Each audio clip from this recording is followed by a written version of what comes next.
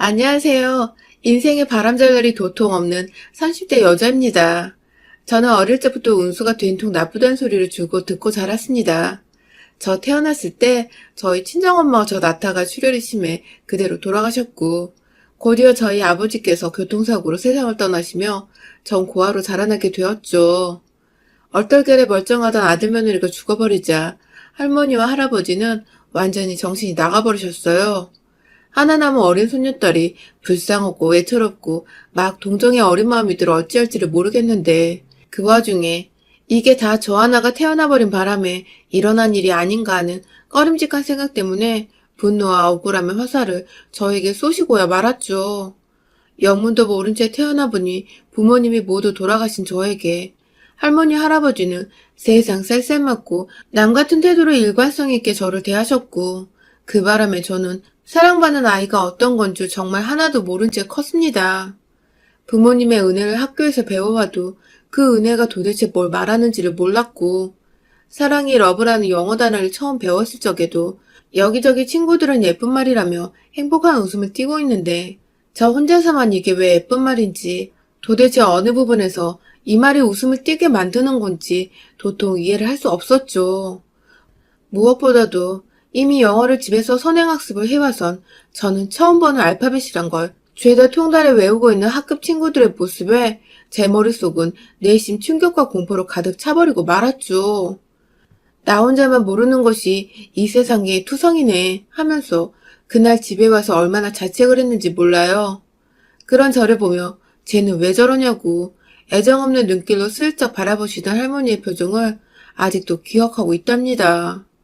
그때의 할머니는 그전이나 그 후에나 제게 있어서 도움이 되는 걸 단 한 번도 해주신 적이 없는 너무나 무능하고 또 필요 없는 존재셨어요. 학교에 가서 필요한 것들, 그만한 또래의 애들이 부모한테 받아야 할 것들까지도 무지하고 무식하셨기 때문에 당연히 알 방도가 없으셨겠죠.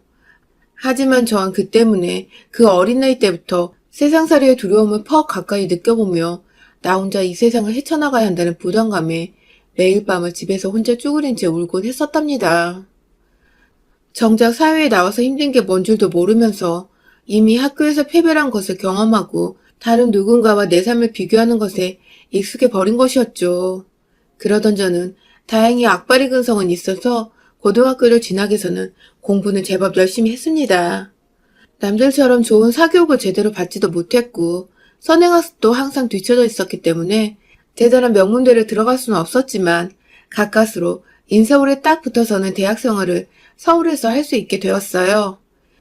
없는 살림의 조부모님 아래서 자라느라고 어디서 자취생활에 필요한 비용을 얻을 수는 없었지만 다행히 학교의 기숙사에 들어가게 되었고, 또 4년 내내 장학금에 알바도 병행을 하다 보니 밥을 굶거나 배고라 눕는 일은 없었습니다. 늘 운수가 된통 나쁜 아이였는데 대학에 가서는 어찌 보면 처음으로 제 인생에서 운이 좋게 살았던 것이죠. 중간중간 또래 여자애들이 흔히 사는 귀걸이 하나조차 사치라면 살 수 없었던 제 인생은 분명 운이 너무 나쁜 인생이었지만, 그럼에도 전 대학이라도 살 수 있는 주거 공간과 공부할 수 있는 환경이 제공이 된 것만으로도 참 기뻤습니다. 쉽게 얻은 게 아니라는 걸 잘 알았기에 대학 생활을 정말 누구보다도 열심히 지냈어요. 환경은 비록 힘이 들었어도 마음만은 늘 기쁘고 감사하려 노력하며 살다 보니 주변에 저를 좋게 봐주는 친구들로 가득이었습니다.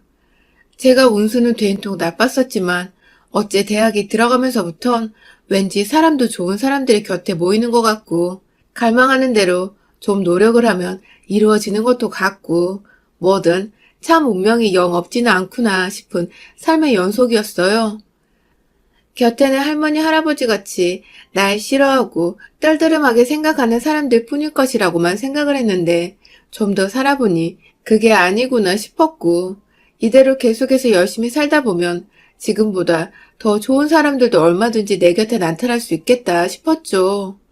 하루하루 살아갈수록 삶의 교훈을 스스로 터득해보며 어느새 저는 그중 가장 좋은 사람인 제 남편을 만나게 되었습니다.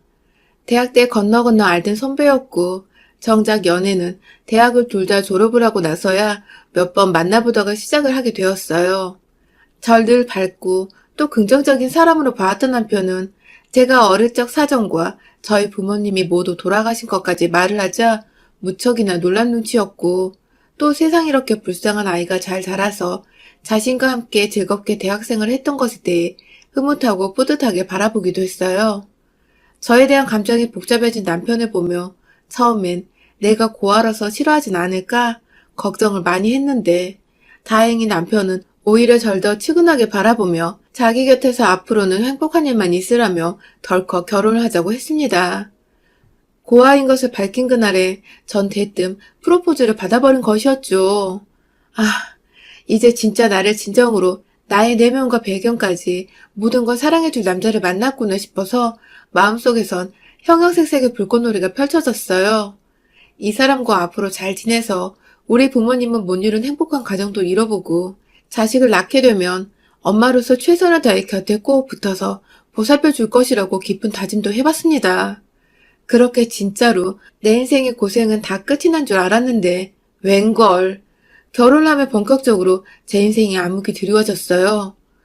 고아로 살아가며 애정없이 키워내던 조부모님 밑에서 자랄 때보다 더욱 가혹하고 힘든 시간이 닥친 것이었습니다.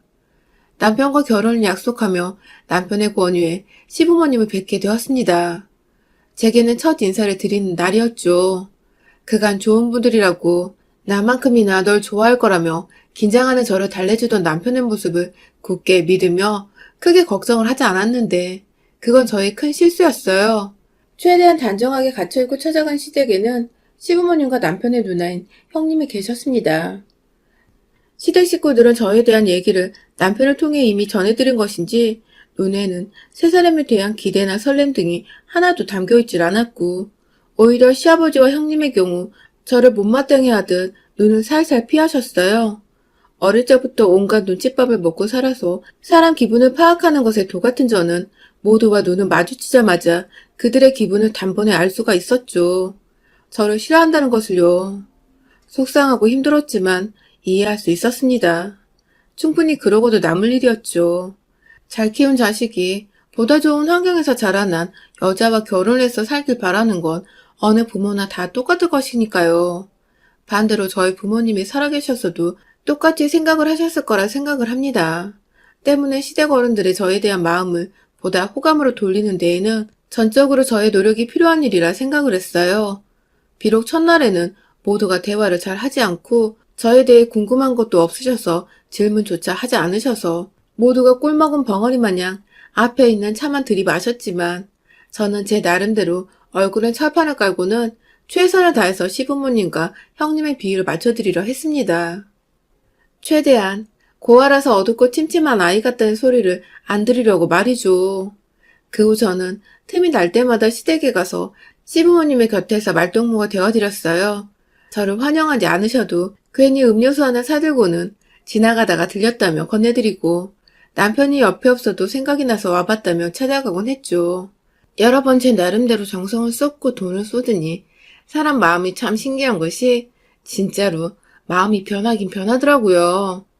시부모님, 특히 저를 정말 어색해하고 못마땅하게 대하셨던 시아버지는 어느 순간부터 제가 오기만을 기다렸다면서 주책맞는 소리로 저를 푸릇하게 웃게 만드셨고, 나름대로 고아라며 저를 조금은 애처롭게 바라봐 주셨었던 시어머니는 시아버지가 저를 향해 기분 좋은 소리를 처음으로 하시자 덩달아 긴장이 풀리셨는지 저와 함께 빵 터지셨답니다.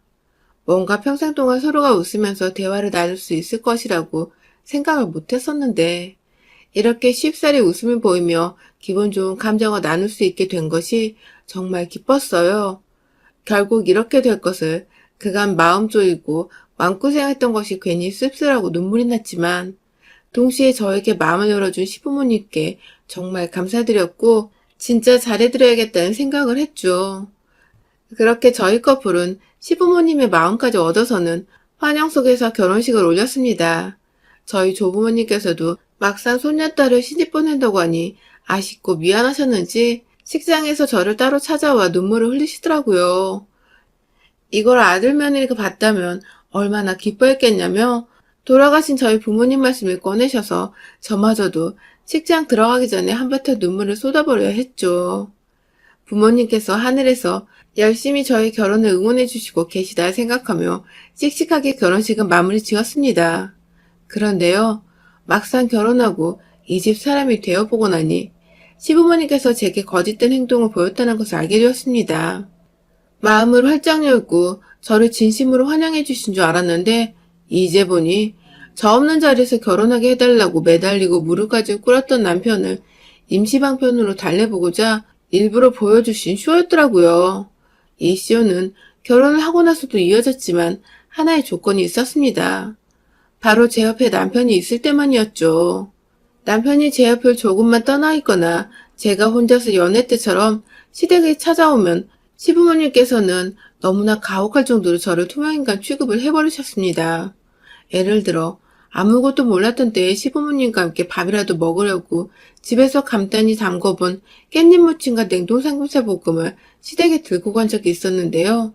제가 오자마자 시아버지는 졸립다고 방 안에 들어가셨고 시어머니는 방금 밥 먹었는데 뭘 또 가져오냐면서 반찬만 가져가 냉장고에 넣으시더니 제가 있는 동안 단 한 차례도 먹을 거나 마실 걸 주시지 않은 채 거실에 저를 혼자 방치하다가 제가 너무 민망해서 이만 가보겠다고 하니 그래 라고 대답을 하시고는 곧장 밥솥에 전원을 켜고 요리를 할 재료들을 냉장고에서 꺼내면서 밥 먹을 준비를 하셨어요. 제가 집에서 나가기만을 기다렸던 것이었습니다. 처음엔 몰랐어요. 그저 제가 집에 가려고 할 때쯤 어머니께서 갑자기 배가 고파지셔서 요리를 시작한 것이라고 생각을 했어요. 하지만 그 다음에도 시부모님께서는 제가 있을 때면 물 한 모금도 입에 대질 않으셨습니다. 시아버지는 계속해서 안방으로 피신 아닌 피신을 하셨고 시어머니는 말을 걸어주시긴 하시는데 꼭 저 보란 듯이 저 있을 때는 뭘 드시지도 마시지도 않으시다가 제가 현관문에서 신발을 딱 신으라는 그 순간 냉장고 문을 열거나 밥솥 전원을 켜며 밥을 먹겠다는 본인의 계획을 저한테 몸으로 보여주셨어요. 그러면 전 그런 시어머니를 보면서 씁쓸한 마음으로 인사를 드리곤 시댁을 나서야 했고요. 듣도 보도 못한 희귀한 시집살이에 마음이 많이 문드러져 갔어요. 시부모님이 남편 앞에서 단 한 번도 티를 내지 않던지라 제 입으로 먼저 말을 꺼낼 수도 없는 노릇이고 고아 주제에 결혼이라도 한 걸 다행으로 생각을 하면서 그저 모른 척 해야 하나 싶기도 하고 자존감과 자신감은 바닥 무서운 줄 모른 채 떨어져 갔고 점점 다행이라 생각했던 제 인생은 다시금 어둠과 암흑으로 완전히 덮여지는 듯 했습니다. 그러던 중 엎친 데 덮친 격으로 신우이까지 말썽을 부렸어요. 아니 말썽이 아니라 엄연히 갑질을 행세하기 시작한 겁니다. 시부모님은 직설적이진 않으셨지만 뒤에서 야금야금 절 무시해 오셨다면 반대로 저희 형님은 대놓고 앞에서 절 무시하고 미워하는 티를 내며 제 마음에 상처를 입히셨어요. 하루는 남편과 함께 다 같이 시댁에 모인 적이 있었는데요.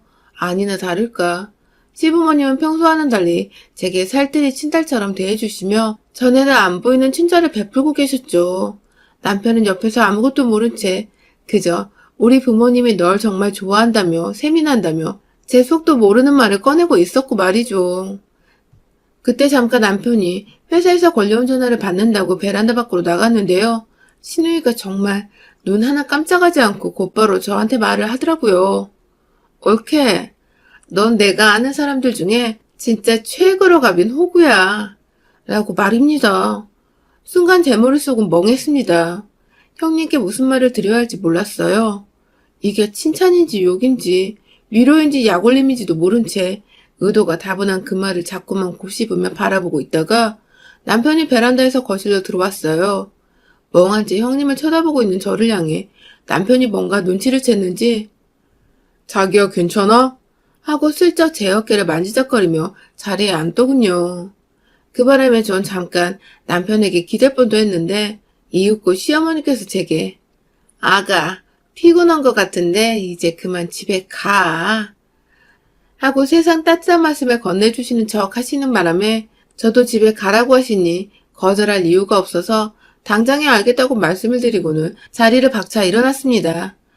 정말 집에 가는 내내 남편이 말을 거는데도 답할 힘이 하나도 없었네요. 시댁 식구들이 미우니 남편도 미워지고 옆에서 아무것도 모른 채 그저 시댁 식구들과 제가 잘 지내는 줄로만 알고 있는 이 답답한 사람이 갑자기 막 원망스럽기까지 했어요. 이런 식으로 신우이는 저한테 하고자 하는 말을 숨기지 않고 혹은 애둘러 굳이 말을 꺼내 제 기분을 나쁘게 만들곤 했습니다. 억울하는 말은 아주 약가였고요. 시어머니가 저를 또 무시하는 행동을 하시는 걸 옆에서 보고 있다가 달려나와서는 굳이 또 지나가다가 저를 향해 우리 올케는 화도 못 내는 등신도 아니고 왜 그러고 살아? 하면서 실실 쪼개며 웃기도 했어요. 자기 엄마한테 말대꾸 한번 못하고 사는 게 안타까웠으면 올케한테 너무한 게 아니냐고 자기 엄마한테 따지거나 좀 바로잡으려고 해야 할 텐데 한편이 되어서는 저를 향해 기분 나쁜 말들을 던지며 제 감정을 완전히 쓰레기통처럼 만들어버렸죠. 호구에 등신, 진짜 별별 소리를 다 듣고 산다며 제 자신이 얼마나 처량하고 불쌍해 보이는지. 차라리 결혼을 안 하고 조부모님 아래에서 무관심 속에서 살던 때가 훨 낫다는 생각까지 들어버렸다니까요. 거의 이혼을 하겠다고 이대로는 도저히 못 살겠으니 이혼을 해버려야겠다며 마음을 점점 굳혀가던 그때 그만 우리 시누이가 다시 한번 저를 제대로 건드리고 말았습니다. 이번에는 제법 큰 시누이와의 마찰이자 시댁 식구들을 향한 저의 진짜 선전포고가 시작되고야 말았죠. 그날도 평소처럼 멋모르고 남편을 데리고 시댁에 갔어요. 김장철이라고 해서 김장을 다 같이 하자며 불러내시는 바람에 저는 또 시누이가 말한 대로 등신처럼 남편과 함께 시댁을 찾았죠. 어머님이 시키신 대로 몇 가지 집에 없는 재료들도 사다가 제 고무장갑까지 챙겨서는 시댁에 갔어요. 거실 한가운데에 떡하니 김장할 대야들이 널브러져 있었고 저는 도착하자마자 쭈그려 앉아서 김장을 담그기 시작했죠. 물론 옆에서 남편도 저를 도와주겠다며 함께 팔을 걷고 나서서 시어머니는 절대로 그걸 원치 않으셨지만 결국 남편도 함께 김장을 했습니다. 그런데 한창 김장을 잘 하다가 남편이 그만 김치 속이 묻은 고무장갑으로 무의식 중에 눈을 비비는 바람에 눈에 김치 속이 들어가 버렸는데요. 따갑다고 난리가 난 남편을 데리고 저는 급하게 화장실에 가 눈을 닦이고 제가 렌즈 낄 때 자주 사용하는 인공 눈물을 넣고 아주 난리를 피웠죠. 그러다가 남편이 좀 진정이 되어가는 것 같아서 다행이다며 앞에서 걱정 어린 눈으로 바라보고 있는데 뒤에서 시누이가 참다 못 참겠는 듯 말을 꺼내더라고요. 옳게 주접 떠지 말고 넌 이제 와 하고 말해줘. 순간 제가 뭘 잘못 들은 줄 알았어요. 주접 떨지 말라는 말이 무슨 행동을 보고 한 말인지 너무 이해가 안 가서 저도 모르게 어이가 없어 돌아버리겠다는 눈빛으로 시누이를 뒤돌아 쳐다봤죠. 그러자 시누이는 제 표정을 보고는 왜 누나를 그렇게 떠? 하면서 김장을 담그다 말고 자리에서 일어나 곧장 저에게 달려들 것처럼 씩씩거리며 절 노려봤죠. 그 상황을 눈 감고 있던 남편도 이상했는지 눈을 떠 쳐다보다가 시누이의 표정이 기겁을 하면서 화장실에서 나와 말을 왜 그렇게 해? 하며 시누이한테 대들었고요. 순식간에 일어난 일이었어요. 평소 시누이가 말을 너무 거칠게 해서 아슬아슬 하긴 했지만 오늘은 미처 남동생이 제 뒤에 있었는데도 입버릇이 먼저 튀어나와 버렸는지 평소처럼 싼 말투를 뱉어내었고 그 바람에 남편도 자기 누나 성격을 평소에 알긴 알고 있었는지 왜 자기 마누라한테 그따위로 말을 하냐며 화가 단단히 나버렸죠. 옆에서 시어머니는 가만히 계시면 될 것을 굳이 아들의 화를 가라앉히겠다며 어머 아가야 미안하다. 내가 딸을 잘못 키웠어. 하면서 세상 불쌍하고 염치 없는 듯 표정을 지어 보이셨고요. 제 눈엔 말을 함부로 한 시누이나 평소 같지 않게 제 앞에서 착한 척을 하시는 시어머니나 둘 다 아주 똑같은 인간 말종들이었어요. 제 앞에 서서 저를 대신해 시누이와 설전해버리고 있는 남편의 뒤에서 나지막히 말했습니다. 너네 누나나 엄마나 다 똑같은 것들이야. 라고 말이죠. 순간 섬뜩했는지 남편은 놀라며 저를 뒤돌아 쳐다보았고 저는 그런 남편을 보며 흐르는 눈물을 주체할 수 없었지만 그냥 내버려 뒀어요. 그러면 남편이 더욱 절 믿어주고 절 더 가엽게 여길 것 같았거든요. 우는 와이프를 보며 남편은 더욱 흥분을 했고 무슨 일이 있었던 거냐고 저를 향해 말해달라고 하는데 그런 남편에게 그간 있었던 일에 대해 설명을 했어요. 집에서 꾸준히 시부모님께 투명인간 취급을 받았던 것, 내 앞에서 나와 밥 먹기 싫은 티를 팍팍 내셨던 시어머니, 그리고 그런 날을 비꼬고 웃은 것도 모자라 오늘은 주접떨지 말란 소리까지 내뱉은 형님. 모든 걸 말하자 남편은 어느새 손에 주먹을 꽉 쥔 채 바로 누구 하나 때릴 것처럼 으르렁거리며 시댁 식구들을 번갈아 쳐다보기 시작했어요. 그리고 막 남편이 미친 거냐며 소리를 꽥 지르고 시댁 식구들한테 다가가려는 걸 제가 뒤에서 붙잡았고 내일은 내가 해결해 라는 딱 한마디 문장을 내뱉고는 곧장 김치 속에 담겨진 대야로 빠르게 걸어갔어요. 그리고는 제 손 더럽히기 싫다며 고무장갑까지 완벽하게 껴서는 제가 도대체 뭘 하는 건지 영무도 모른 채 지켜보는 시누이를 향해 김치 속을 퍽퍽 똥푸듯이 퍼서 격렬하게 던져버렸죠. 진짜 손 하나에 철푸덕하고 담기는 김치 속을 들어올리자 마늘 냄새에 지독한 새우젓 향까지 막 퍼졌는데 그걸 그대로 코앞에 있던 시누이의 얼굴에 퍼부어버렸고 너무 세게 던졌는지 왠지 제 손에 시누이의 콧대가 짓눌려지는 게 느껴지는 기분이기도 했습니다. 난리가 나버린 시누이는 눈 안에 들어간 빨간 고춧가루부터 해결하겠다고 부엌 싱크대에 얼굴을 쳐박고는 물을 맞느라 정신이 없었고 옆에서 입을 떡 하고 벌린 채 서 있던 시어머니는 제가 이내 한 손을 들어올리자 완전히 쫄아서는 자기 두 손으로 얼굴을 막으며 제자리에 주저앉았어요. 완전히 저한테 쫄은 것이죠. 그런 시어머니의 머리 위에서 저는 최대한 우더르는 공경하겠다는 마음으로 가볍게 고무장갑을 수차례 털어주었습니다. 그 바람에 김치 속 파편 같은 것들이 뭉퉁그려 시어머니 머리 위와 등 곳곳에 흐트러져 떨어졌고 뒤에서 시아버지는 마지막은 본인이라 생각하신 건지 어느새 베란다 밖으로 도망가셔서는 춥다고 벌벌 떨고 계셨어요.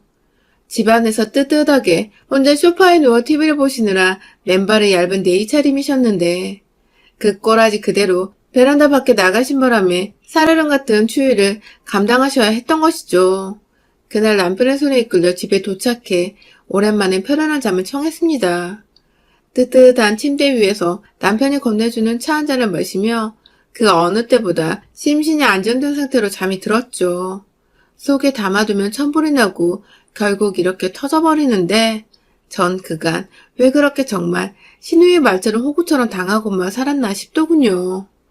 씁쓸한 제 마음을 달래려는 듯 남편은 여전히 제 옆에 꼭 붙어서는 누가 자기 시댁 식구들처럼 또 남몰래 시비를 걸며 괴롭힐까 싶어 아주 보디가드처럼 제 주변을 따라다니고 있어요.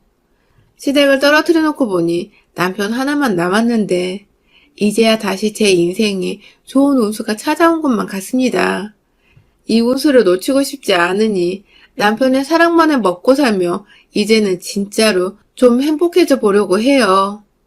여러분의 생각은 댓글로 남겨주세요.